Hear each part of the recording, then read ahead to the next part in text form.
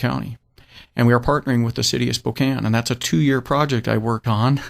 And sometimes we had some bumps in the road, but it's something that we had talked about for decades. And another one that we came out of is a better understanding of how we're going to approach this whole thing with the overcrowded jail and our criminal justice system, and we'll talk about that in a minute. And then finally, for the first time ever in recorded history, you mentioned transportation. Mm-hmm. All of the policymakers, I'd say probably 2/3 of them that attend that they're members of this group, signed a declaration that I hand-delivered to the legislature that indicated to the state and federal delegates of both parties that said, listen, we believe the expedited funding and completion of the North-South Corridor is the number one regional transportation priority for Spokane area.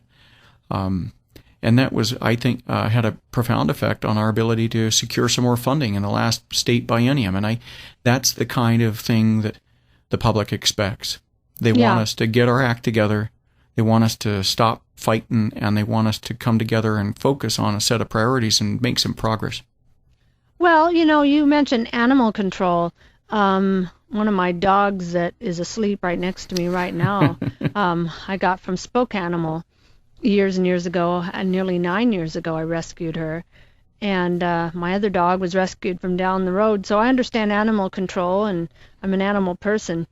I have often thought, well, maybe some of the scary, nasty animals that you rescue in the community could be thrown in the same area, in the same cell, if you will, of the pedophiles and the sex perverts that want to hurt the children. Not that you want to hurt them, but let the animals and the dogs do what they're going to do. Right. Okay? Let them be grumpy. I'm sorry. Okay, see, that's why I'm not a county commissioner, because I'd get sued. Okie dokie. You had mentioned the importance of compromise, but there are some things, Mark, people don't want you or other county commissioners to compromise on. What things would you not compromise on, and what would you stand for? Well, I'm never going to compromise on my integrity, and that's a difficult thing to say as an elected official.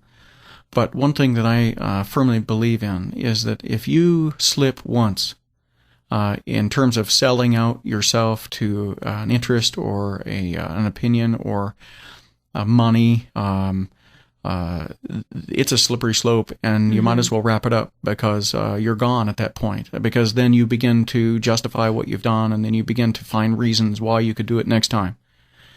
And that's one thing I'll never compromise on. And I've won some great fans for that, and I've lost some former supporters because of that position.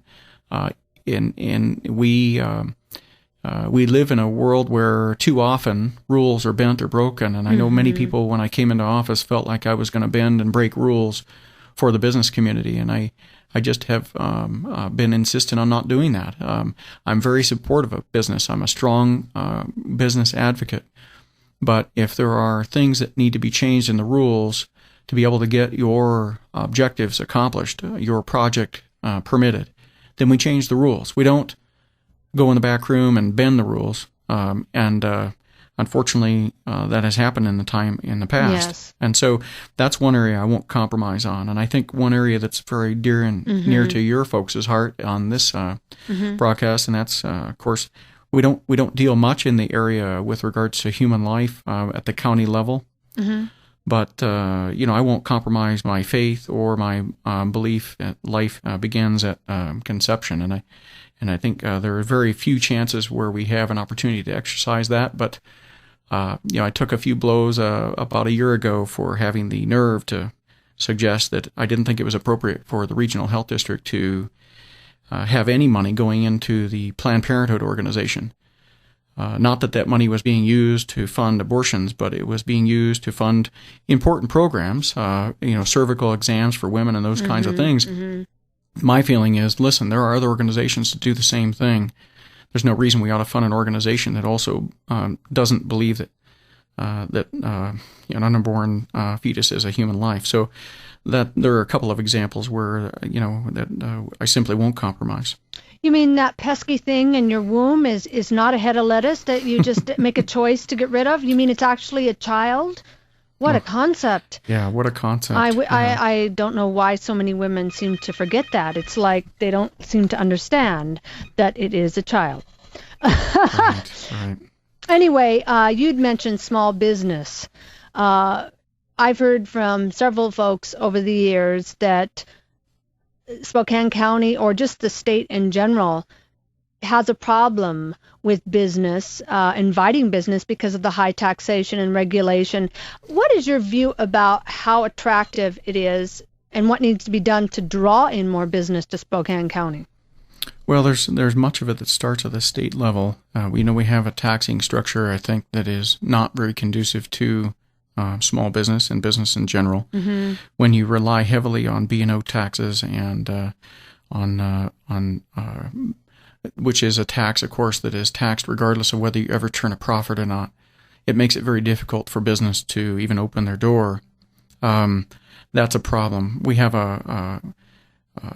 I think a system. We have a couple of agencies at the state level, the workman's comp and the unemployment insurance programs, and that I think unfortunately the pendulum has been allowed to swing too far in favor of the individual. And it's not that I don't believe an individual being protected and cared for, and they certainly deserve that. But we have gotten to the point, I think, at the state level where the favor is so far to that direction that we have a lot of fraud going on in this state. And when you have fraud, everybody pays for that fraud. And so we need to have more accountability. We can't just take for granted that, or assume that the person filing a claim for an on-the-job injury did in fact receive that injury on the job. We have to be willing to let the facts bear it out and only compensate or care for those that are injured while they're on the job.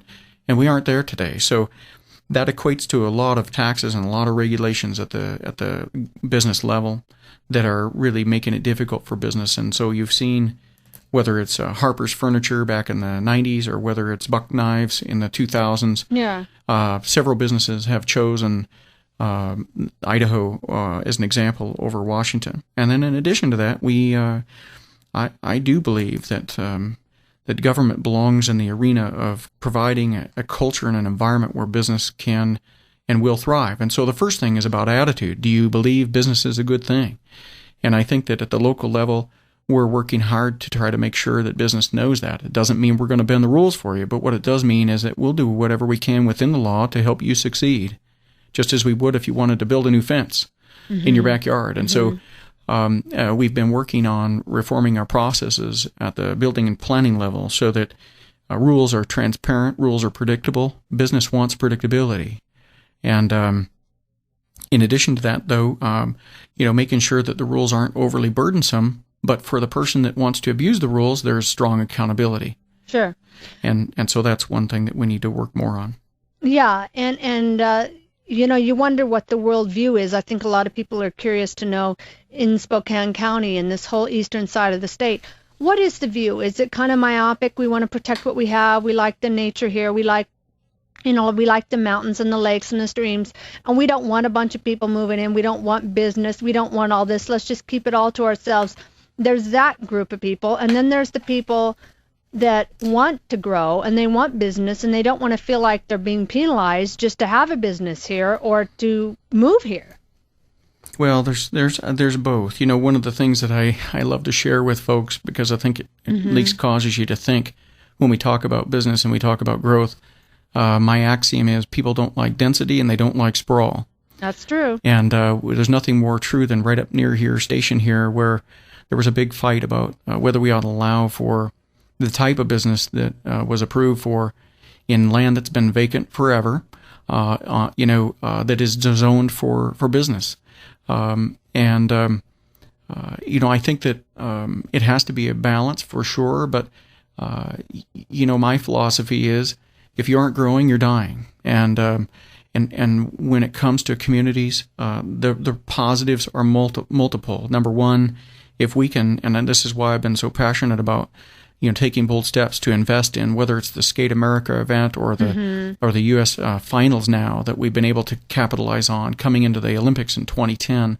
The county's the largest public investor in that project because we believe that those tourism dollars and that exposure for Spokane will continue this synergy. investing in roads and investing in sewers. We're building a new sewer treatment plant so that we can continue to healthily grow. You have to do those things because otherwise your children